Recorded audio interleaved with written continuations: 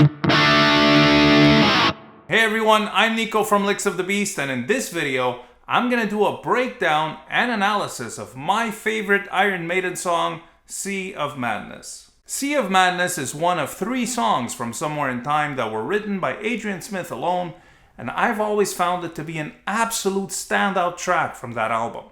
It's got a great main riff, beautiful vocal melodies, an incredible guitar solo, and this dreamy vibe that just transports you to an entirely different place. The song was only played a handful of times on the Somewhere in Time tour before being replaced, and it hasn't been played since. And it's a shame because it's such a great song, yet it's become kind of a forgotten gem in Maiden's catalog. I wanted to make this video in order to shed a little more light on a song that I feel really deserves a closer look. I'm gonna highlight some of the compositional techniques Adrian used, show you how the main guitar parts are structured and how to play them, and I'll also discuss the song's brilliant arrangement. There's some really cool stuff going on in those 5 minutes and 44 seconds, so let's get right into it. Here's a breakdown and analysis of Iron Maiden's Sea of Madness. It all starts with the main riff, which is simple, yet quite intricate in its articulation and twin guitar arrangement. Now, I already did a whole lesson about how this riff is structured, which I'll link at the end of this video, but to reiterate briefly, the riff sounds the way it does because Dave and Adrian are playing something slightly different, and both parts have the accents on different beats. So it's the way they work together that really makes the riff. So Adrian starts like this.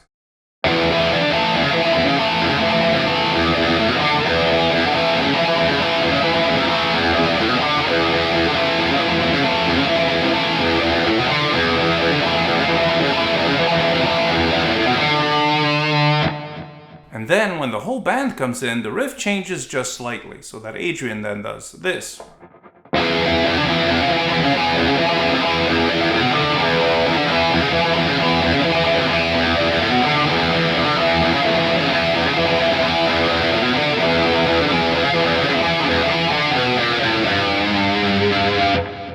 And Dave plays something like this.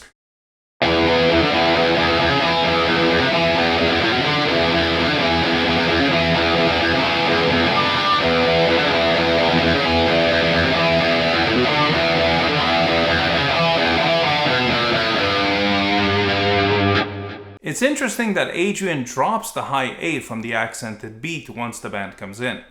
So he starts by playing an A over E, which really makes that accented beat pop. And then he switches to just the E octaves to blend it better with Dave's part. The beautiful yet powerful verse melody is sung over that same pattern. It's a very simple melody based on the E minor pentatonic scale.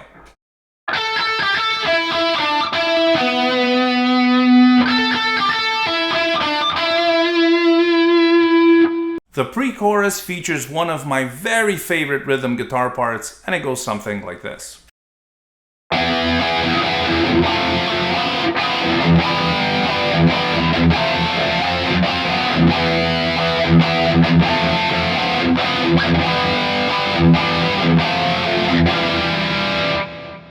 So it's basically a series of dyads in E Phrygian, implying the chords E, F, G, and F over an open E pedal. Here it is slowly.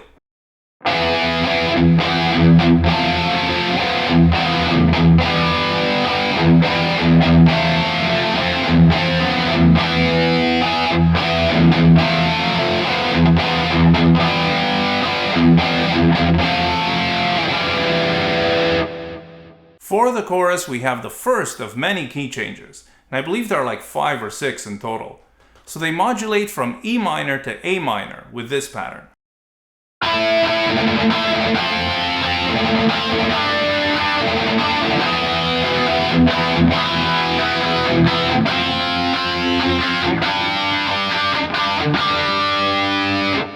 The vocal melody focuses on the 5th of each of these moving chords.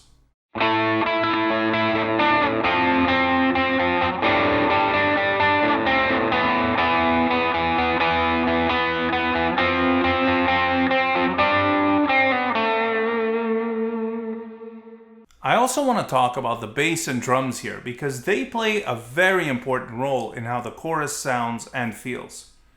Normally, what comes natural underneath a guitar part like that is to play a straight beat to push the song forward.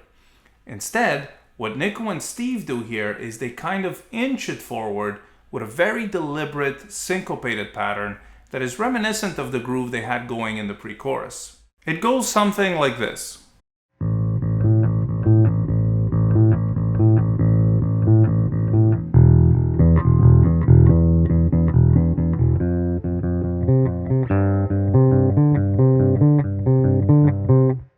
After the first chorus, they go back to the main riff, but instead of modulating back to E minor as they normally would, they hold off a bit and transpose the riff to A minor to stay in the same key.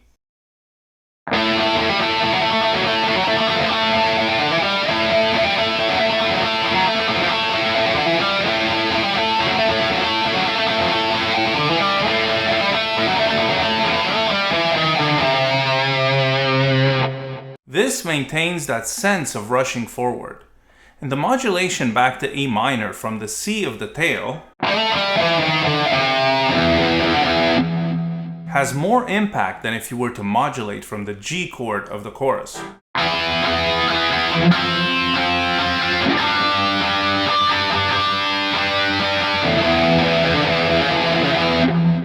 And that's because from the G it sounds almost too smooth, kind of like a natural resolution,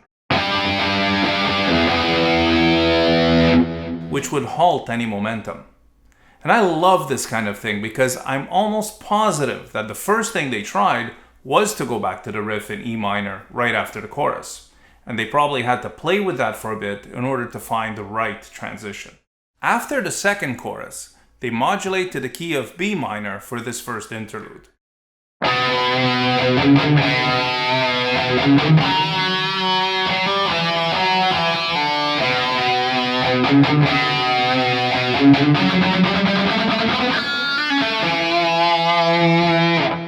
And Adrian overdubbed a cool little harmony on the tail here.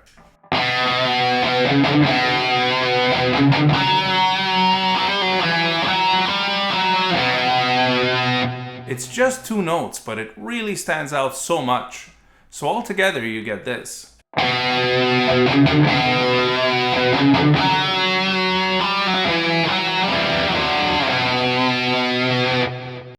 And now on to the solo. I won't go over the entire solo as I already did a full tutorial on that, and I'll link to that one at the end as well. It was actually my very first video on this channel, so please keep that in mind when you watch it. But I will talk about my very favorite lick, which is this one right here.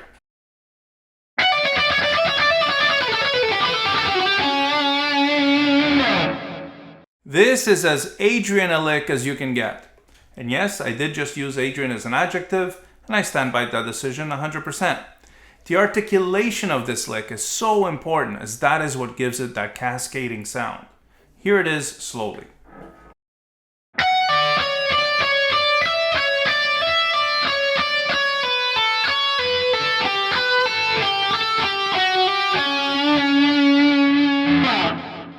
I like to start with an up pick so that the whole lick feels a lot smoother to play. I'm gonna do it one more time slowly, watch the picking and listen carefully for the accents.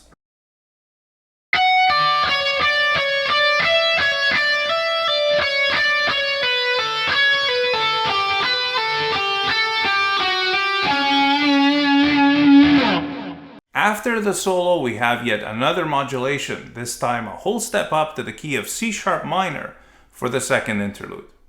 This key change also comes with a shift to halftime feel, so that the song slows down and goes into this beautiful, otherworldly sonic landscape.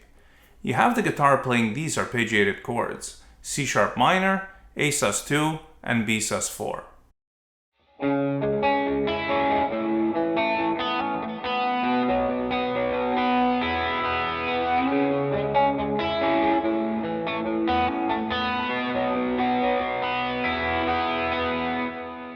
The suspended chords really add to the dreamy feel of this section, as does Bruce's falsetto vocalizing.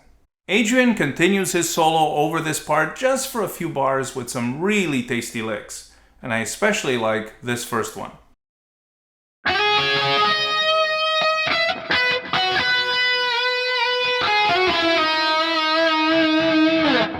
That is some beautiful, masterful phrasing. Let me do that one again.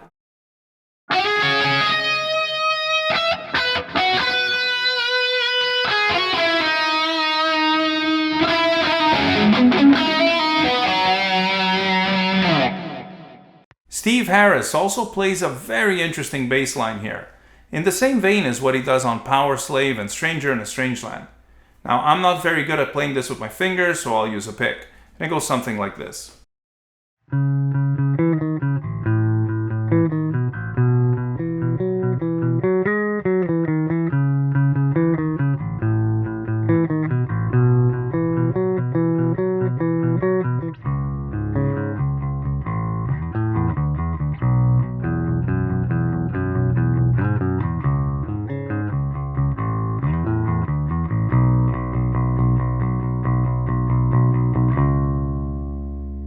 So what he's doing is basically outlining the chords.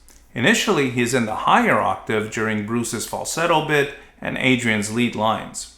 And then he moves to the lower octave once it gets busier in order to just provide the bottom end.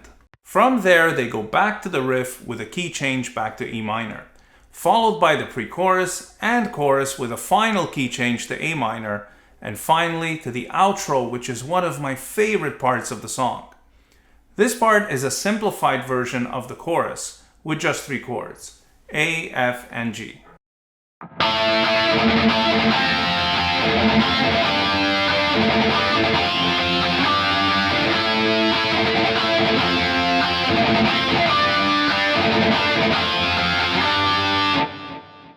The melody with which Bruce sings the words of Madness until the end is very simple. He's literally just going down the A minor pentatonic scale.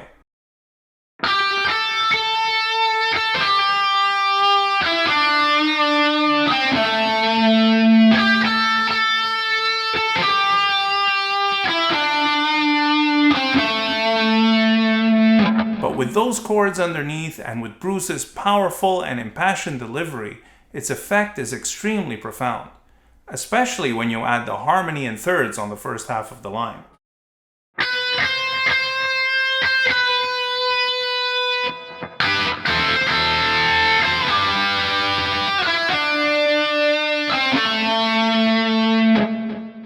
Last, but certainly not least, I want to mention the beautiful fills Adrian plays over the last 4 repetitions of that outro. He's using the hexatonic scale, which is basically a pentatonic with an added second.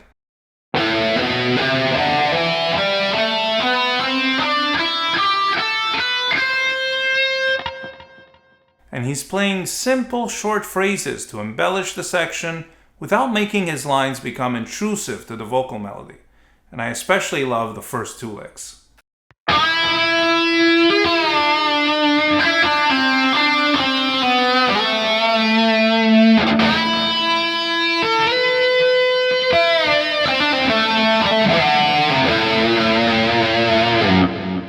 And there you have it, Sea of Madness. I really hope this video gave you a little more insight into the song and the little things that make it so special. Let me know your thoughts and questions in the comments. Don't forget to leave a like if you enjoyed the video, and do consider subscribing to the channel if you haven't already.